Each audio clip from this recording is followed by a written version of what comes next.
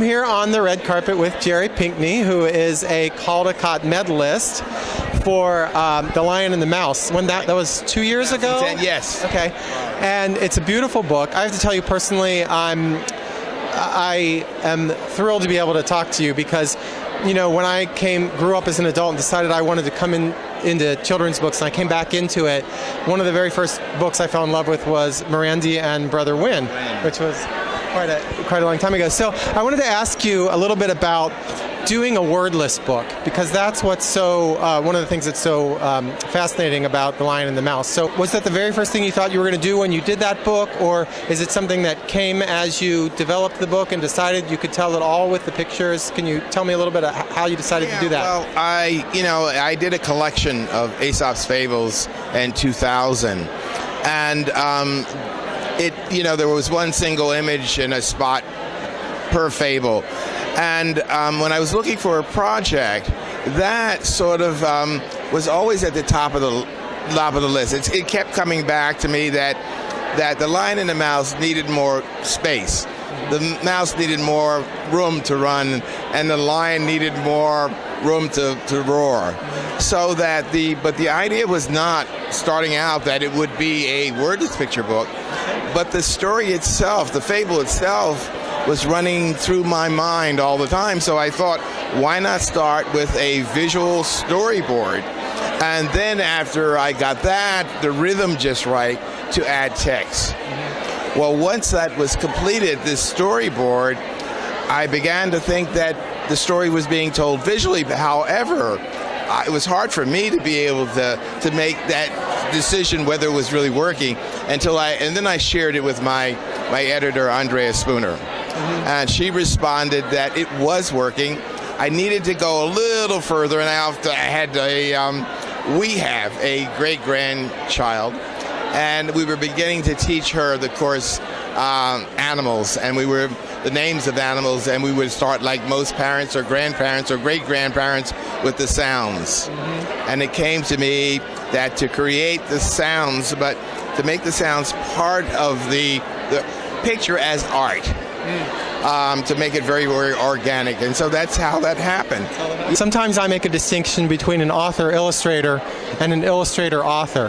One maybe develops the story more in the words, and the other one, sees the image and puts them together sequentially to create. So that sounds like I put you in the illustrator-author bin for that. Exactly. But it's visual storytelling. That's it.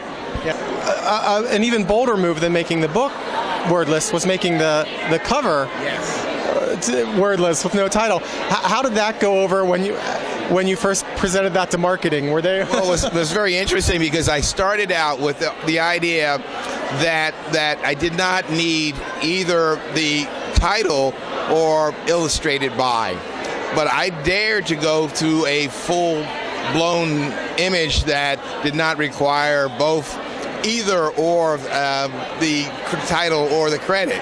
So I started out with the image. I knew from the very beginning that Lion and Mouse, the images themselves spoke for the characters and for the title. So I played with that. I played with an ampersand. I played with just Jerry Pinkney, and I presented what you find as the case cover was the original idea for the jacket. Okay. And when I presented it, it was actually Little Brown and its amazing group of folk there who said, let's retreat back. The idea is that this is a wordless book, so why don't we think about a creditless, title cover? So it came out of perhaps the momentum and the sense that we didn't need all of these elements, that the visual could tell the story, but it was really those folks there that jumped off the cliff to decide that we could try it and experiment and develop the idea of a wordless, creditless. That's amazing. I would never in a million years have thought that was the story, but that's great. You have had a long career in picture books, decades, right? We're going to mark 50 years next year for The Adventures of Spider. And so even with that long history behind you, you won the medal 2 years ago. Has your life changed any from winning the medal, even after having More such confident. a long career before that? You think maybe you'll stick around now for a little bit? Exactly. That's good to hear. We're glad about that. Thrilled. I mean, you know, one of the things about having a history is that I completely understand what these things mean. And in many, many ways, I appreciate it more.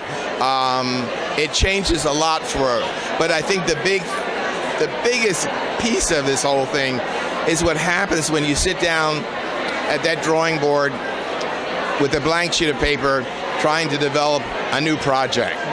And that has changed a great deal for me. Not necessarily that I'm more confident, but I have this sense that maybe I'm getting it right. I think maybe Right, you are. yeah, I think maybe you are. Yeah. If you could steal any object or borrow any object from any book in children's literature, what would you steal and why? I think I'm really searching now, but because there's so many. But David Wiesner's Three Little Pigs, that use of blank space. Oh, okay. I mean, if you look at my work, oftentimes there's a lot going on. But I think through that particular picture book, it just shows how that the sparseness of it could be pretty powerful. Yeah, and it was about space. Wow, that's great. So you would steal some white space from David Wiesner. That's Right. a great answer. Right. Thank you so much for stopping by the red carpet. We were so happy to have you here. Thank you. Okay, My thanks pleasure. a lot. Say goodbye and